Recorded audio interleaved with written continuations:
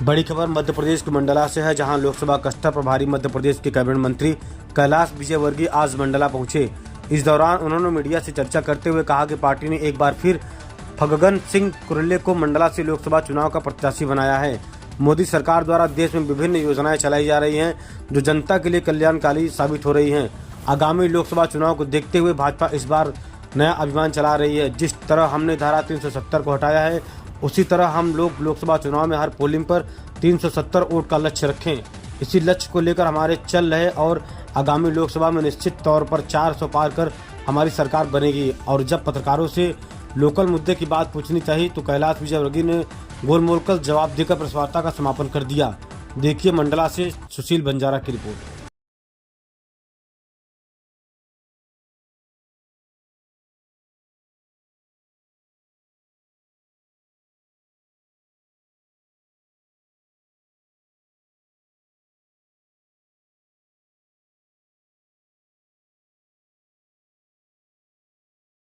बहुत सारे अभियान पिछले दिनों संपन्न हुए,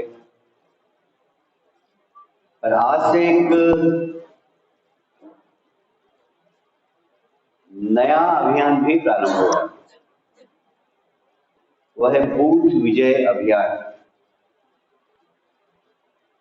यह आज से प्रारंभ हुआ और 22 तारीख तक चलेगा। इसमें हमारे राष्ट्रीय अध्यक्ष नड्डा जी ने कार्यकर्ताओं को जिम्मेदारी सौंपी है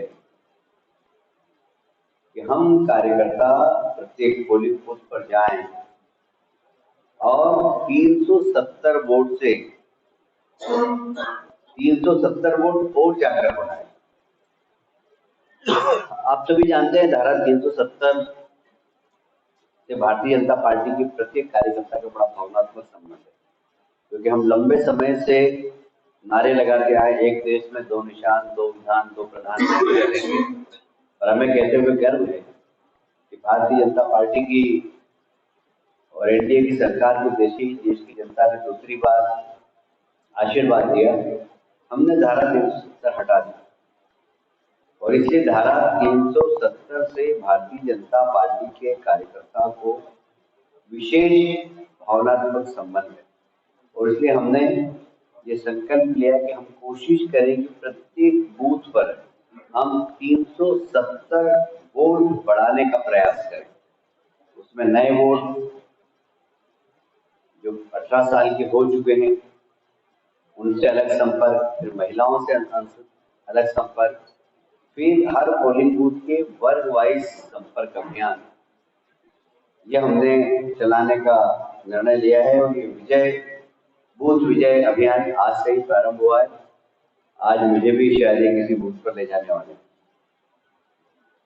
आप सभी जानते हैं, हमने जब भी चुनाव के पहले संकल्प पत्र की घोषणा की है तो हमने जनता के बीच में जाकर उनसे सुझाव मांगे, क्योंकि डेमोक्रेसी के अंदर जनता ही सबसे बड़ी है। और इसलिए जनता के सुझाव लेकर हम संकल्प पत्र की घोषणा करें। आज मैं दूसरा अभियान मेरा ये भी है कि हम कुछ मंडला के बुद्धिजीवियों के साथ बैठकर हम उनसे सुझाव लें कि भारतीय जनता पार्टी चुनाव में क्या घोषणा करे जिससे जनहित और देशहित दोनों जुड़े, क्योंकि देशहित भी बहुत जरूरी है। तो कई बार ऐसी घोषणा हो जाती है जो देशहित में नहीं है, और कई बार देश के खजाने खाली हो जाते हैं। हमने अभी श्रीलंका को देखा। श्रीलंका जैसा देश जिसे सब फ्री बांटना चालू कर दिया था। कुछ समय तक तो लोगों को अच्छा लगा कि सरकार बहुत अच्छी है, सब फ्री में दे रही है।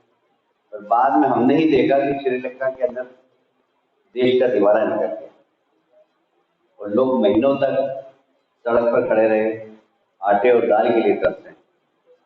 हम कोई भी घोषणा करें उसमें देश हित जरूरी है, जनहित भी जरूरी है। और इसलिए हम प्रबुद्ध जनों के बीच में जाकर और भारत के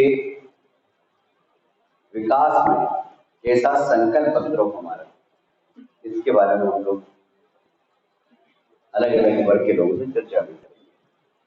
मुझे यह बताते हुए बहुत प्रसन्नता है कि हमारे यशस्वी प्रधानमंत्री नरेंद्र मोदी जी पिछले 3 माह से लगातार दौरे कर, और ये शायद आपको भी सुनकर आश्चर्य होगा कि 3 महीनों में हमारे देश के प्रधानमंत्री ने 85 लाख करोड़ के विकास कार्यों का या तो शिलान्यास किया है या भूमि पूजन किया है। मतलब हमारा जितना बजट है भारत सरकार का, उससे डबल या तो शिलान्यास किया है या भूमि पूजन किया है। तो विकास एक मोदी जी का पर्यायवाची शब्द बन गया। तो गुजरात में मुख्यमंत्री तो भी उन्होंने गुजरात को विकसित प्रदेश बनाया, और वो देश के प्रधानमंत्री है तो देश को भी विकसित प्रदेश बनाने का संकल्प लेकर काम कर रहे हैं।